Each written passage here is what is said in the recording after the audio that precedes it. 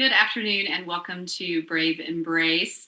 Happy to be here with you this Friday and in April. And as we promised, we are celebrating and recognizing Sexual Abuse Awareness and Outreach Month.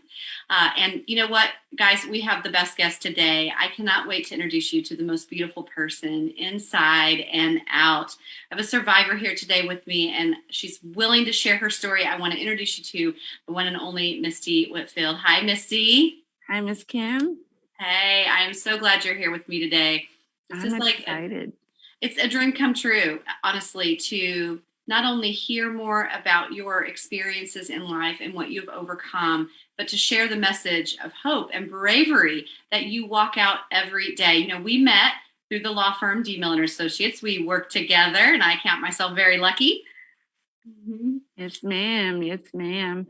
I enjoy being here at the firm. I love working with you. You helped me out a lot, and I would like to share that with some of our followers today. Yeah, that is awesome. I think you and I have shared before in discussions that just by letting people know sometimes that you're not alone and that you're willing to step into those spaces offers like that hug, that warmth that we can get through this. So you have been at the firm nearly 4 years, and you are a legal intake specialist. So you deal face to face, one on one, over the phone with our clients and setting that high standard of care. But you come by that inspired bravery very naturally, right? You've experienced some things in life that you have had to push through in order to have that beautiful smile. Do you mind telling us a little bit Yes. about yourself? No, ma'am, not at all. Well, I am 40 years old. As July 6th, I'm a Cancer. Me too. I have two beautiful children, one girl, one boy, one 13, one 14. Love them to death. Uh, Nerve-wracking a little times, but love them to death. Without them, they're my true inspiration. If I didn't have them, I don't think I would be the person I am today. Um, but love my children here at the firm. Been, like you said, been here almost 4 years. I am a tier one specialist. I do the one-on-ones. I'm the first person that the clients speak to in the firm once they do inquire about certain things that we do here. Some of them are a little intense and some of them are really, really good. But the main ones that I like the most are the ones who go through these type of things that I have been through, like sexual assault or even abuse. So yes, I love speaking with everyone. It may trigger for me, but I've learned, you know, I can't let it dictate my life. I have to take it back at some point. So I try to keep myself busy. I read, I dance with my kids, we go to the park. I just try to keep as active as possible so that depression doesn't rear its ugly little head. And of course, some noises are triggers for me, but it's okay. I may get a little down for a second, but once I see my kids, that outshines everything.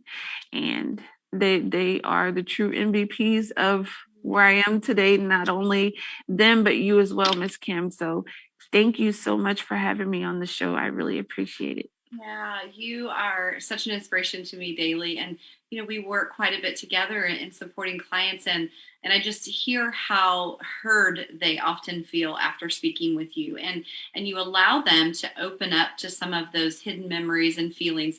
And then you give them tools and resources to help them process that. That is so amazing that you've been able to turn your own, you know, tragedies and losses into such helping, real impactful work. How did you find your voice, Misty? Well, it took a really, really long time. I actually was molested as a kid for 4 years straight. I was 7 years old. I actually had told my grandmother at the time. And the fact that nobody believed me kind of put me down in the dumps. So kind of spiraled out of control and hit rock bottom and stayed there for a while. Um, got in a little bit of trouble, and it took me actually getting into trouble to say, hey, Misty, wake up. You're only existing. It's time to live. So I went to rehab, got the tools that I needed for that, and stepped out on faith and got this wonderful job here at the law firm. And of course, I got to meet you, and you've given me even more tools to use and also to share with those clients who do have those same issues. So, it started with that. And not only as a kid was I sexually assaulted, but I was actually an adult too when it happened. Um, my with my daughter, I was pregnant. Your OBGYNs are supposed to be like a best friend. You trust them. You tell them everything that you're going through, almost like a therapist. You know, um, he actually did not use any gloves, told me, "Oh, I'm a big guy. I can't wear these gloves," and didn't use any. It was the most excruciating pain I had ever been in, most uncomfortable. And again, went and spoke to someone about it. And the only thing I was told was to leave and not to come back. And that hurt me because nobody would believe me. And for years, I've been trying, hey, look, this is what happened. You got to do something. Oh, he's well respected, is all I get, or get shown the door. And that's not fair to any of us who go through that. So we are left feeling um, very sad and mad and confused, because we thought, hey, it's the right thing to tell when something is going on. And here you are being shut down right before you even say anything. And that's not right. So I You're not ended up having to believing. get another OBGYN, and it was another male. I was terrified. Um, didn't want him to touch me because I thought he was going to do the same thing. And he actually didn't. He actually coached me through the whole thing. And I actually told him my story. And he was like, "Well, Misty, I know that doctor, and he's been doing it for a very long time. The fact that you had the courage to say something um, is very," he was very wowed by it, because not very many people could do that. When stuff like that happens, you kind of shut down and Yes. you don't want to tell anybody. Like I said, you feel embarrassed and hurt and not heard.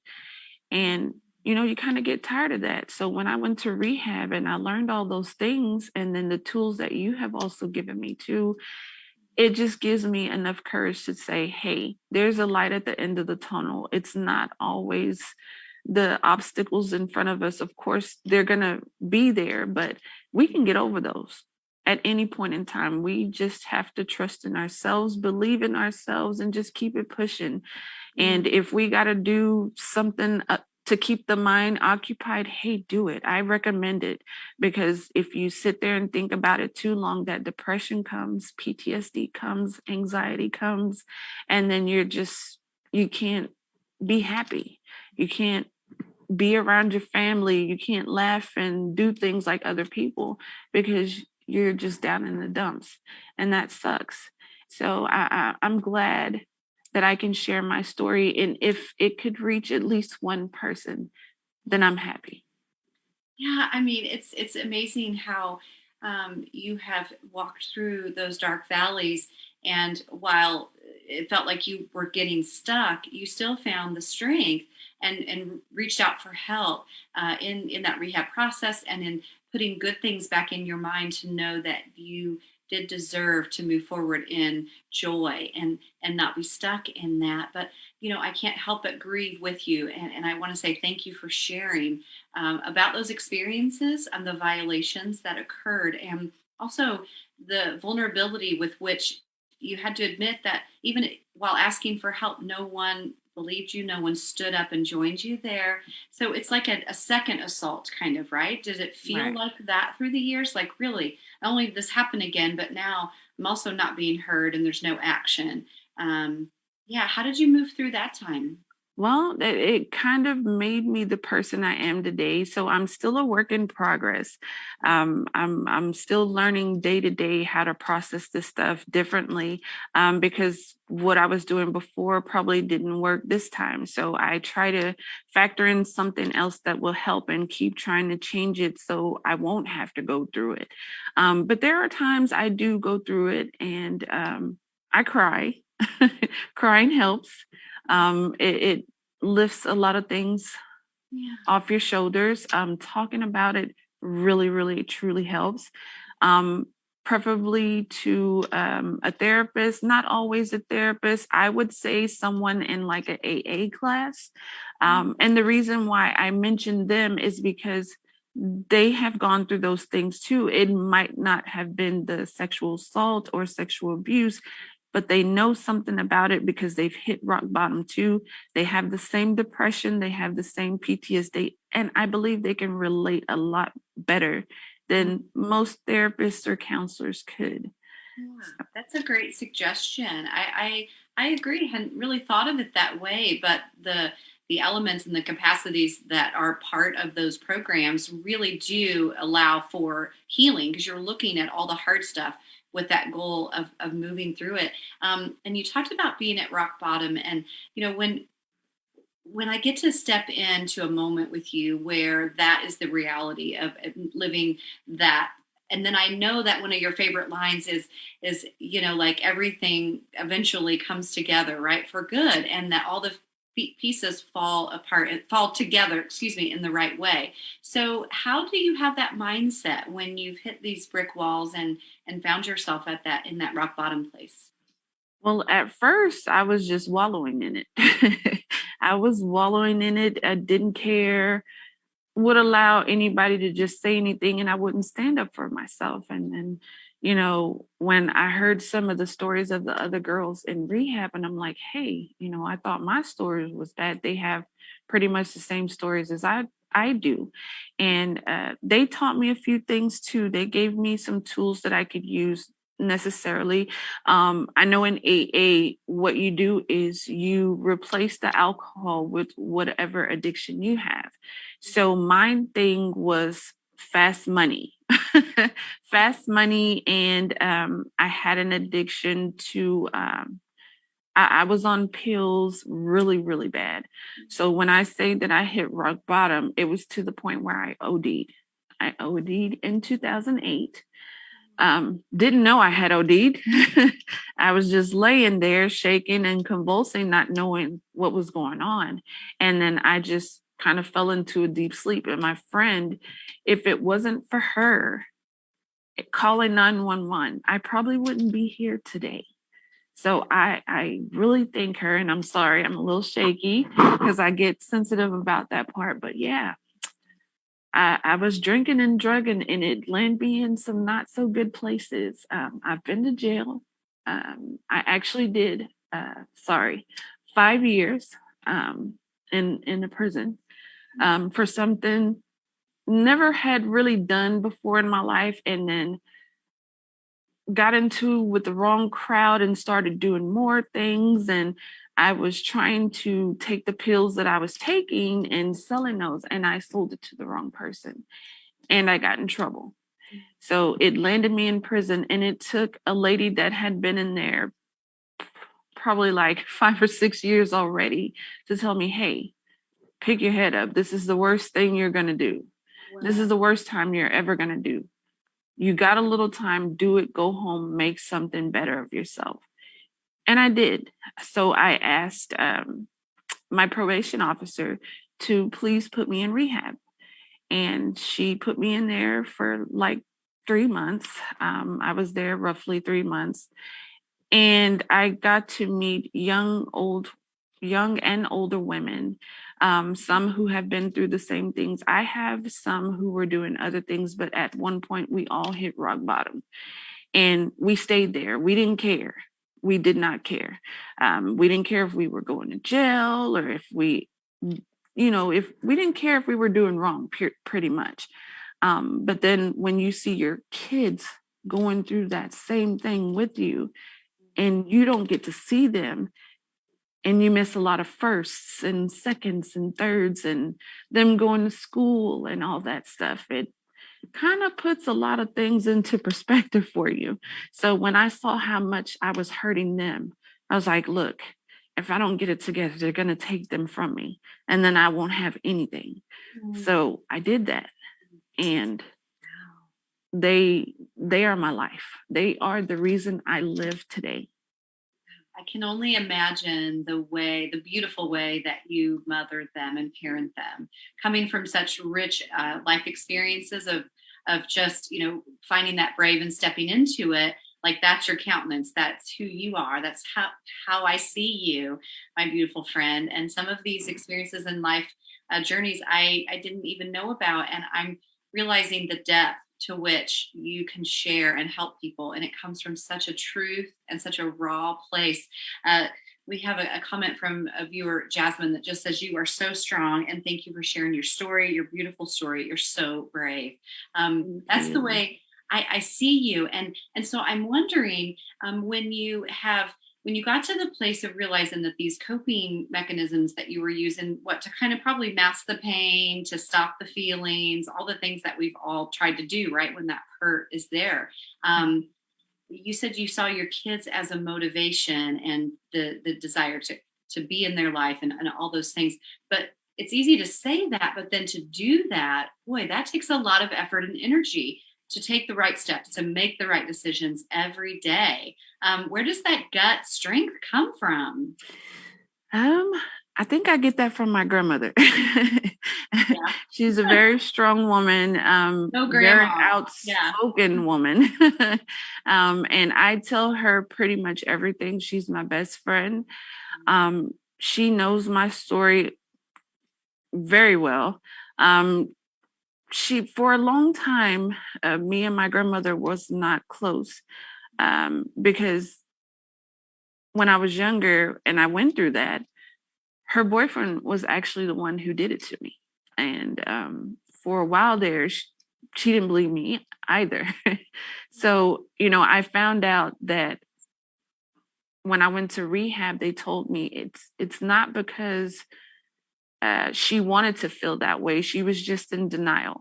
Mm. And spiritually, she was sick and she needed that spiritual healing. So I actually sat down with her as an adult and I explained to her everything that happened. And I asked her, why didn't you want to help? It's not that she didn't want to help. She just couldn't believe that he would stoop that low to do something like that. But now we are in great spirits, me and her. She has, apologized for everything, and I have forgiven. I forgave a long time ago. Um, and to let every individual know that's watching today, the only way you can truly, truly be happy is forgiveness. It's not forgiveness for them, it's for you. Because if Mm. you don't forgive, it's gonna eat you up in the long run, even if you don't want to. Just forgive. You're never gonna forget, true, but forgive for yourself, not for them. um, like I said, it puts you in a very dark place. Yeah. My kids are, and I see it over and over again, they're my inspiration. So, if I hadn't have took that extra step and made those sacrifices, excuse me, to do what I've done today, I probably wouldn't have them. And like I said, I probably wouldn't be here. So I had to make those sacrifices in order to make myself right and to start loving myself and to get that power back within myself and love myself, because if I didn't, how am I going to love my children?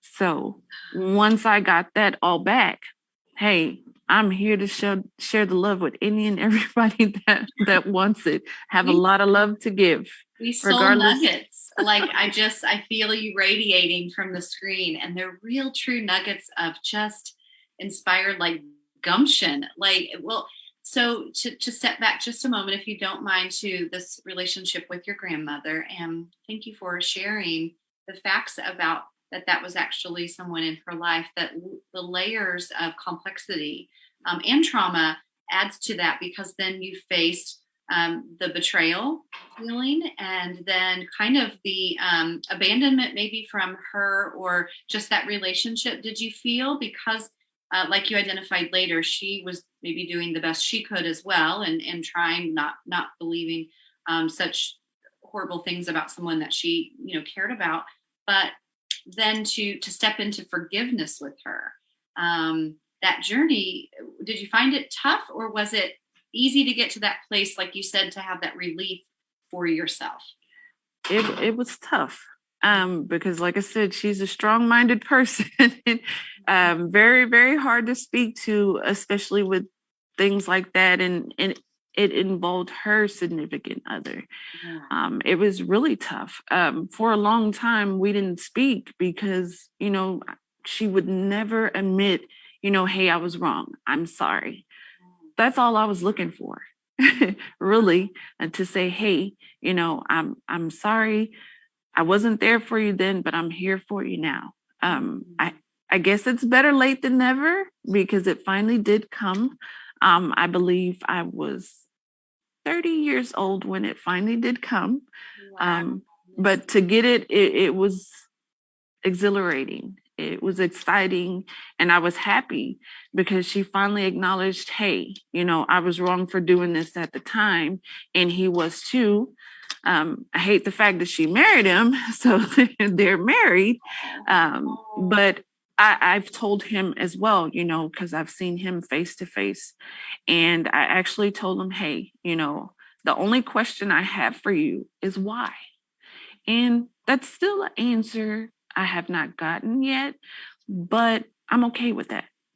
I'm okay with it, because as long as me and my grandmother, we got to straighten our situation out and now we're on better terms, Mhm. I could care less about what he thinks or says. Even though he's now my grandfather, I still acknowledge him as my grandfather, but, with a long handled spoon. I still have the questions, but I kind of keep him at bay because I know he's been through a lot too, and I don't want to throw too much on him. But at the same time, I do, because you've traumatized me to the point where it ruined my life, really. Yeah. But Sent you on a without, trajectory that you might not have gone down the path that also took something from you, and I just want to honor that. I love the heart of forgiveness, and I certainly reside there too. And but there is a need and a moment. I just want to recognize for you the loss there, and what he took from you, and I admire the brave. And this is so beautiful, because I know people are going to experience a flood of new understanding around how to get out of and past the being stuck after these types of violations. But for right. you, I just wanted to honor that, because not knowing before, but that they married, so this person's still in your life, and adds a level of, again, complexities that you now have to face and maneuver. Right, right. It's kind of hard sometimes, but my kids are older. I've actually told my story to my kids so they know, and they know what to look for. And I tell them all the time, I'm gonna believe you up until I'm proven wrong, and I'm going to be there beside you the whole entire time. I'm not going to turn my back on you.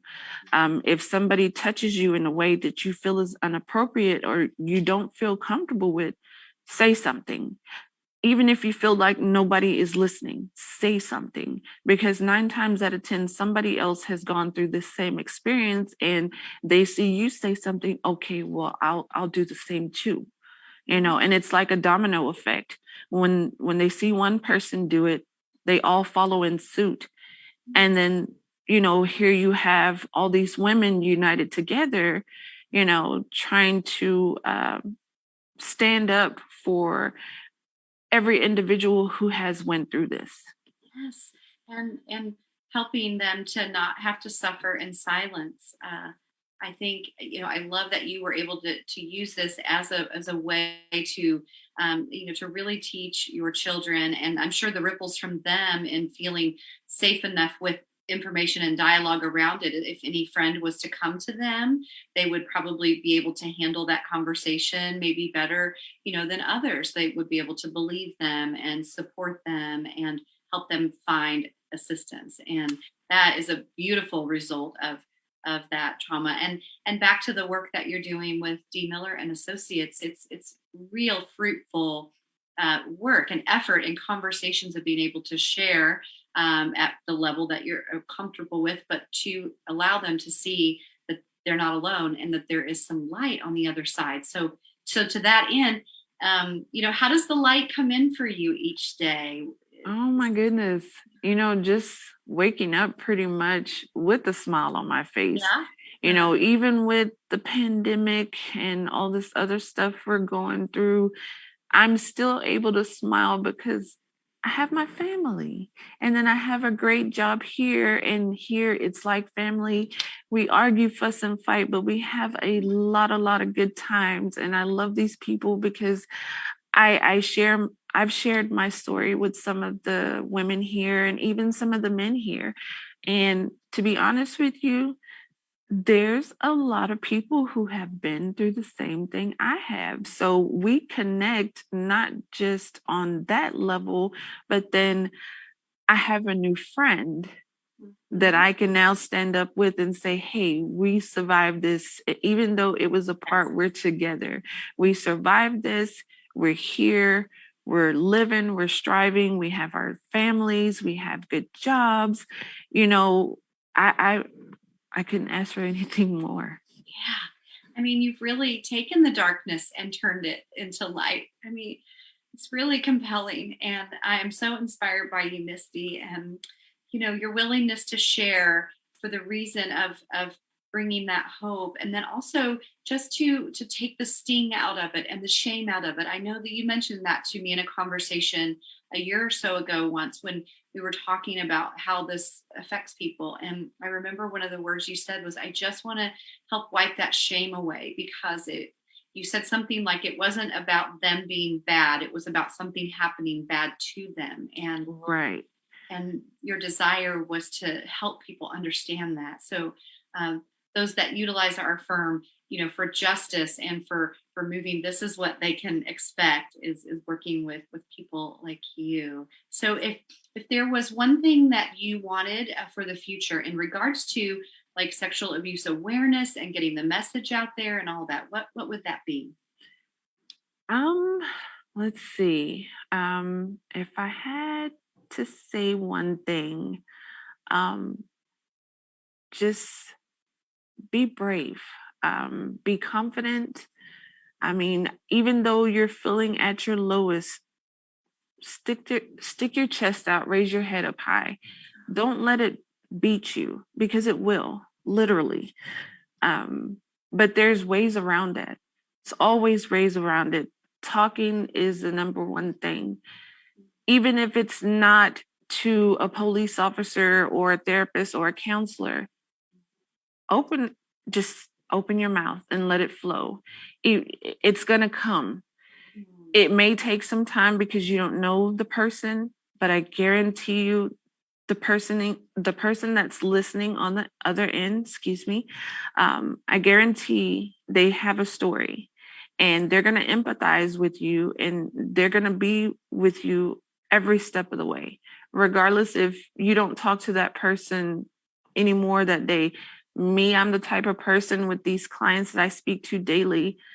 I just reach out randomly. Hey, how are you doing? How is the depression eating away at you? Do you need somebody to speak to? Like, you can call me.